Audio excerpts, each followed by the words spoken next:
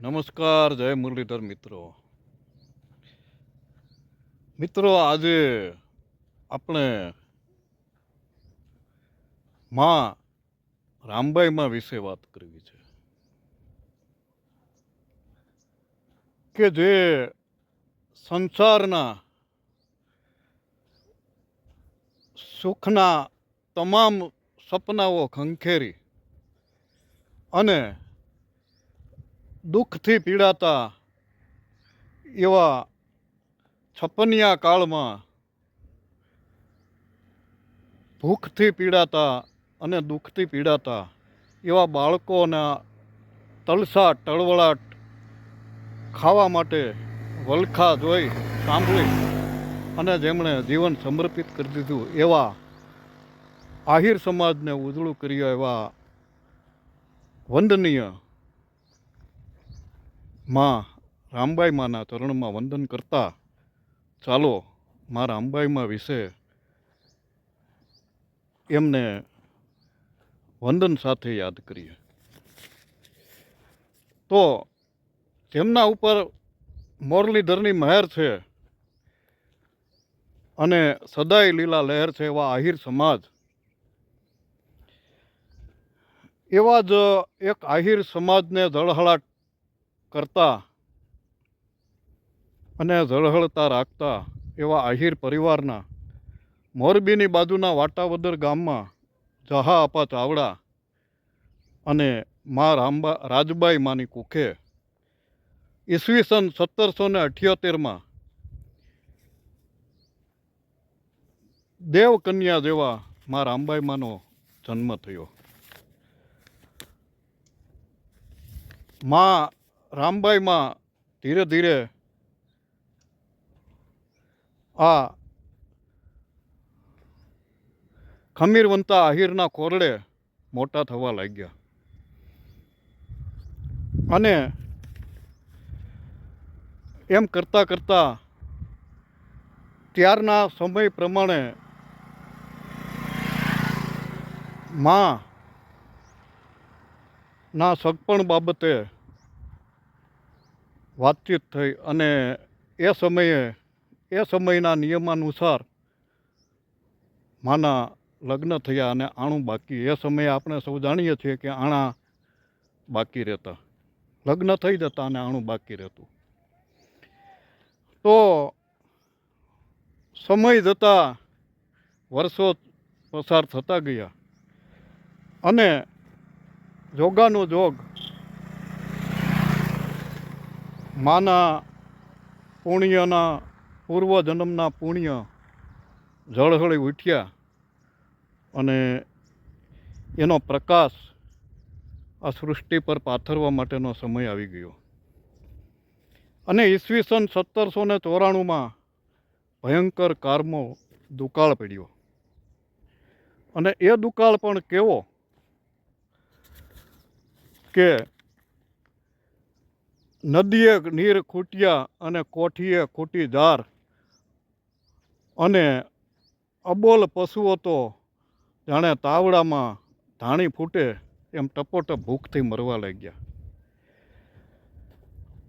મા બાપ પોતાના બાળકોને તરછોડી અનાથ છોડી અને સૌ જાણે કે એક ભૂખથી પીડાતા અનાથ બની ગયા અને મા બાપથી પરિવારથી તરછોડાયેલા બાળકોનું ટોળું ગામે ગામ પેટના જઠરાગની ઠારવા માટે એટલે કે ભૂખ સંતોષવા માટે ગામે ગામ ફરવા લાગ્યું. અમને કોઈ રોટલો દ્યો, અમને કોઈ ભોજન દ્યો. અને જ્યાં જ્યાં દુકાળિયાનું ટોળું જાય એટલે દુકાળિયાની એક છાપ પડી ગઈ બાળકોની. ને જે ગામમાં એ બાળકોનું ટોળું પ્રવેશે ત્યાં મારો મારો ભગાડો, નહીંતર આપણું અનાજ પણ, આપણા અનાજના કોઠાર પણ અથવા તો આપણું અનાજ ખાલી કરી નાખશે. અને એ બાળકોની હાલત ખૂબ જ દયનીય બની ગઈ. કોઈ એવા ગામમાં જઈ પહોંચે અને કોઈ સજ્જન દયાળુ માનવતાવાદી વ્યક્તિ મળી જાય તો એકાદ ટક તેને ભોજન કરાવી અને ત્યાંથી ગામ બારા તગડી મૂકે. આવી પરિસ્થિતિ. અને કોઈ કુમળા બાળકો તો એ ભૂખમાં ટળવળતા દેહ પણ ત્યાગી દીધેલા. અને તેની ઉજાણી પશુ પંખીઓ કરવા લાગ્યા. આવો ભયંકર કારમો દુકાળ. કોઈની દયા ન ખાય, કોઈની પ્રત્યે લાગણી નહીં, માત્ર એક રોટલાના ટુકડા માટે. માનવતા જાણે કે મરી પરવારી. સૌ પોતપોતાની ભૂખ સંતોષવાના હવાતિયા મારવા લાગ્યા. સૌ પોતપોતાનું સંગ્રહાયેલું અનાજ બચાવવા માટેના પ્રયત્નોમાં પડી ગયા. અને આ સમાચાર અને આવા દ્રશ્યો જોઈ મા રામબાઈનું હૈયું ખૂબ જ દુઃખી થયું. અને મનોમન વિચારે છે, અરે માનવ જાતમાંથી દયા જતી રહી. પરંતુ આ તો બધા સંજોગોના લખાયેલા લેખ. અને ધીરે ધીરે થોડા દિવસમાં જ એ સમય પણ આવી પહોંચ્યો કે જેનું કોઈ ન હોય તેને પરમાત્મા હોય. અને પરમાત્મા એવા કોઈ મહાવ્યક્તિને કોઈ દુખિયાઓની સંભાળ લેવા માટે જાણે કે પ્રેરણા આપતા હોય છે. અને સ્વયં એ વ્યક્તિ દિવ્ય શક્તિની જ્યોત પ્રજ્વલિત કરી એનો પ્રકાશ આ સૃષ્ટિ ઉપર પ્રસરાવતા હોય છે. તો એવા સમયમાં બન્યું એવું કે એવા કપરા સમયમાં જ જોગાનું જોગ મા રામબાઈમાંનું આણું તેડવા માટે તેના સ્વસુર પક્ષ એટલે કે સાસરિયાઓ અડીખમ મોભાદાર આહીરો તેના આંગણે ડાયરો ભરીને બેસે છે. અને મા રામબાઈમાં એ જ સમયે બરાબર પાદર પેલા કહેવાય છે ને પાણીયારે પાણી ભરવા જતા, એ જ સમયે પાણી ભરવા માટે મા પાદરના કુએ એટલે કે પાણીયારે જાય છે. હવે બન્યું એવું, મા રામબાઈને પાદર પાણીયારેથી પાણી ભરી અને પસાર થવું. અને આ ભૂખથી ટળવળતા બાળકોને જાણે કે પ્રભુ પરમાત્માએ પ્રેરણા આપી હોય તેમ માને વીંટળાઈ વળ્યા. મા, ભૂખ લાગી છે, અમારે ખાવું છે, મા અમને ખાવા દ્યો. એકી સાથે અસંખ્ય બાળકોના આ કરુણ અવાજ, ભૂખથી ટળવળતા, ઉઘાડા ડીલે, ઉઘાડા પગે, ભૂખ અને દુઃખ સહન કરતા બાળકોની કારમી ચીસ માનું હૈયું રડાવી ગઈ. મા ગદગદિત થઈ ઉઠ્યા અને જોઈ રહ્યા. પરંતુ બસ તેને તો, બાળકોને તો બસ એક જ શબ્દ મોઢામાંથી નીકળતો હતો, મા અમને ભૂખ લાગી છે, ભૂખ્યા છીએ, ખાવા દ્યો. ત્યારે માના પૂર્વ જન્મના પુણ્યનું તેજ તેના હૈયામાંથી પ્રકાશિત થયું. અને મા ત્યાંને ત્યાં થંભી ગયા. અને બાળકોને આશ્વાસન આપી, ચાલો બેટા મારી ઘેરે હું તમને ભોજન કરાવું. મા આ બાળકોનું ટોળું લઈ માથે પાણીનું બેડું હેલ અને ડેલીમાં પ્રવેશ્યા. પોતાના સ્વસુર પક્ષ ડેલીએ ડાયરો ભરી અલક મલકની તેના પિતાને આંગણે વાતો કરી રહ્યા છે. ખુશીનો માહોલ છે. એવા સમયે મા આંગણામાં પ્રવેશ્યા અને પ્રવેશતા વેત જ માની નજર લાંબી ઓસરીમાં ડાયરો ભરીને બેઠેલા અડીખમ આહીરો પર પડી. ત્યાં જ ડાયરામાંથી અવાજ આવ્યો, બેટા રામભાઈ, તારા સસુર પક્ષવાળા તને આણું તેડવા માટે આવ્યા છે. પરંતુ મા રામબાઈનું હૈયું તો આ ભૂખથી ટળવળતા બાળકોની કરુણતા જોઈ, એની ભૂખની ચીસો સાંભળી અને ક્યારનું અલખને આરાધવા દૂર જતું રહ્યું હોય તેમ માં ફરી પાછા આગળ ડગ માંડે છે આંગણામાં. ત્યાં બીજી સાદ પડે છે, બેટા રામભાઈ, તારા સાસરિયા પક્ષ તને આણું તેડવા માટે આવ્યા છે.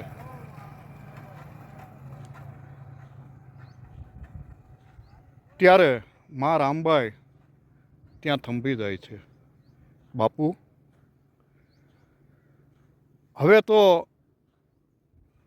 આ ભૂખથી ટળવળતા બાળકો જ મારો સાચો સંસાર, મારી સાચી દુનિયા.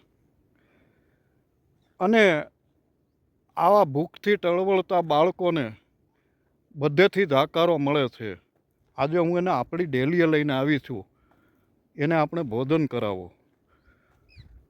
ત્યારે આખો ડાયરો સમસમી જાય છે અને સમજાવવા માટે પ્રયત્ન કરે છે, અરે બેટા, આ તો કારમો દુકાળ, માણસોએ માનવતા મૂકી દીધી, કોઈને કોઈની દયા પણ નથી રહી. એવા સમયે બેટા, હવે તારે જ્યારે આ મહેમાનો આવ્યા છે તો તેની સાથે તૈયાર થઈ અને બેટા તારે તારા સસુર પક્ષે ડગ માંડવાના છે. ત્યારે માં બોલ્યા, બાપુ, અને એના સસરાને ઉદ્દેશીને પણ કહ્યું, મામા, હવે મારા માટે આ જ સાચો સંસાર, મારા માટે આ બાળકો જ મારું જીવન છે. આ બાળકોની પીડા હવે મારાથી જોવાતી નથી. બધાએ સમજાવવાનો પ્રયત્ન કર્યો, અરે બેટા રામભાઈ, આ તમે શું બોલો છો? ત્યારે મા રામબાઈએ નમ્ર ભાવે સમજાવ્યા, મામા, હું આપને વિનંતી સાથે વિનવી રહી છું કે મને મારા માર્ગે અલખ ધણીને આરાધવા, આ દુખિયાઓ ભૂખિયાઓની પીડા મટાડવા માટે અને એની સેવા કરવા માટે મને રાજી ખુશીથી રજા આપો. બધા ખૂબ સમજાવવાનો પ્રયત્ન કરે છે, પરંતુ માં તો એક પુણ્ય પૂર્વજન્મના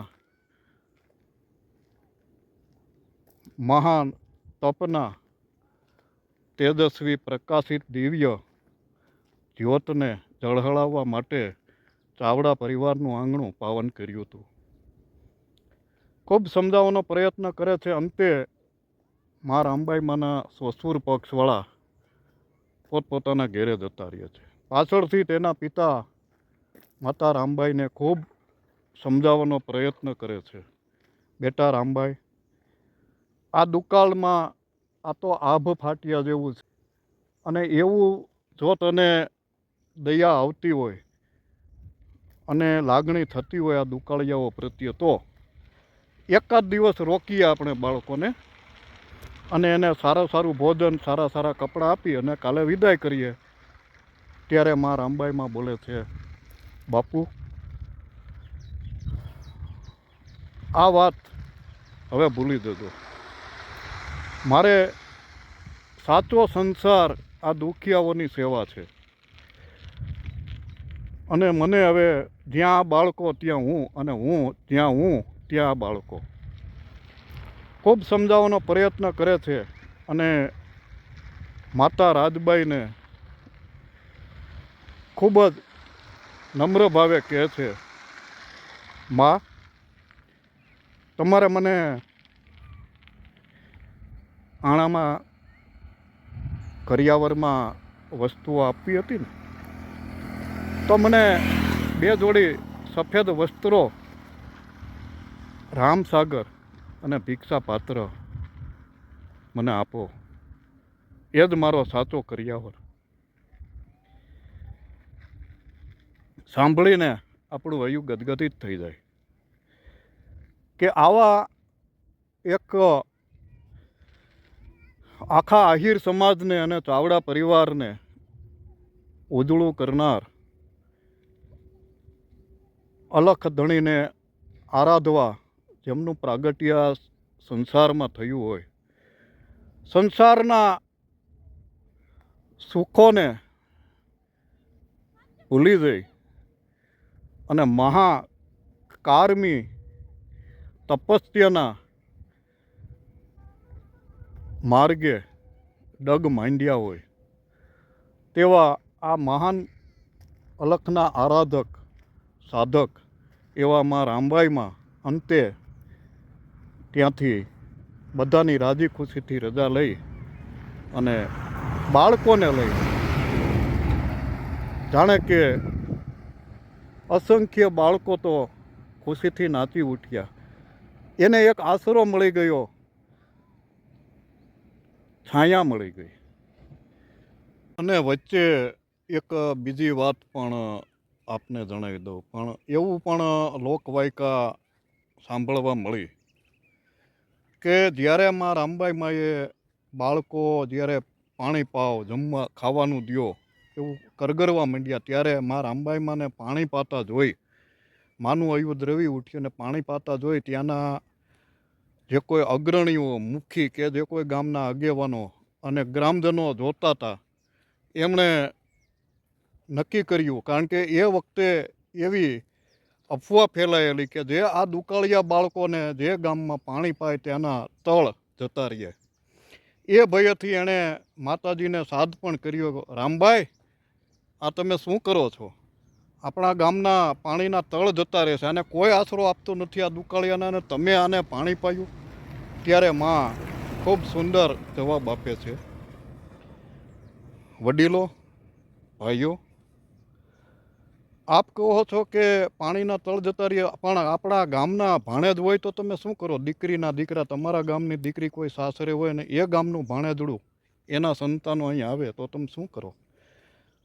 તમે એને પાણી પાવ કે નહીં? તમે એને ભોજન આપો કે નહીં? ત્યારે ગામના લોકો કહેવા માંડે છે, હા એને તો એ તો ભાણેજડું કહેવાય, એ તો આપણા માટે માનવંતા ગણાય, ત્યારે એને તો આપણે ભોજન પણ કરાવવું પડે અને પાણી પણ પાવું પડે. ત્યારે મારા અંબાઈમાં કહે છે કે આજથી આ નોધારા બાળકોની હું છાયા બની છું, એના માના સ્વરૂપમાં મા કરતાં મને વળગી પડ્યા છે. આજથી આ બાળકોની માથે મારો હાથ છાયા રૂપી ફરશે. ત્યારે ગ્રામજનો આશ્ચર્યચકિત થઈ ગયા અને સૌ વિખેરાયા. અને ત્યારબાદ જ્યારે માં બાળકોને લઈ ઘેરેથી બધા સમજાવે છે, તેમના પિતાશ્રી, માતુશ્રી, કે રામભાઈ આ તો કઠિન માર્ગ છે. ત્યારે માં કહે છે, માં બાપુ મને રાજી ખુશીથી રજા આપો, હવે મારા માટે આ બાળકો જ સંસાર છે, આ બાળકોની છાયા બનીને મારે રહેવું છે, જ્યાં બાળકો ત્યાં હું અને હું ત્યાં બાળકો. ત્યારે ખૂબ દુઃખભર્યા હૈયે તેના માતા પિતા તેને વિદાય આપે છે. અને અલગ અલગ લોકવાયકા પ્રમાણે એમ કહેવાય છે કે વવાણિયા બંદરે લાલજી મહારાજની જગ્યામાં શ્રી કૃષ્ણદાસજીની કંઠી ધારણ કરેલ.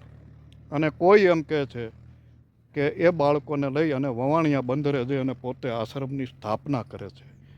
અને ગામડે ગામડે ઘેરે ઘેરે ટુકડો માગી, ઝોળી ફેરવી અને એ ભૂખ્યા બાળકોને, અનાથ બાળકોને અને આશ્રમે આવતા તમામ અનાથ લોકોને જમાડે છે, ભોજન કરાવે છે. આવી માં એક મહાન મૂર્તિ, દિવ્ય તેજ, ચાવડા પરિવાર, આહિર સમાજમાં એને ઝળહળતું કરવા આ સૃષ્ટિ પર આવ્યું.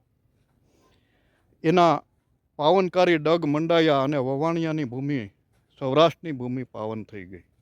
ત્યારે સમય જતાં વર્ષો વીતી ગયા, મા સેવામાં રત રહ્યા અને બાળકોને એક આશ્રય આપી દીધો. અને બીજા વર્ષે એમ કહેવાય છે વરસાદ પણ સારો થયો અને ધીરે ધીરે આશ્રમનો વિકાસ થયો. પછી તો સૌ આશ્રમમાં જવા લાગ્યા અને આશ્રમનો વિકાસ થયો. ધીરે ધીરે સમય જતાં 1876માં 98 વર્ષની વયે માં સ્વર્ગે સિધાવ્યા. આવા એક મહાન તપના આરાધક, અલખના આરાધક અને એક મહાન તપનું દિવ્ય તેજ આ ધરતી પર પથરાય અને આપણને સૌને પ્રેરણા આપતું ગયું. બોલો ભાવથી જય મહારાજ.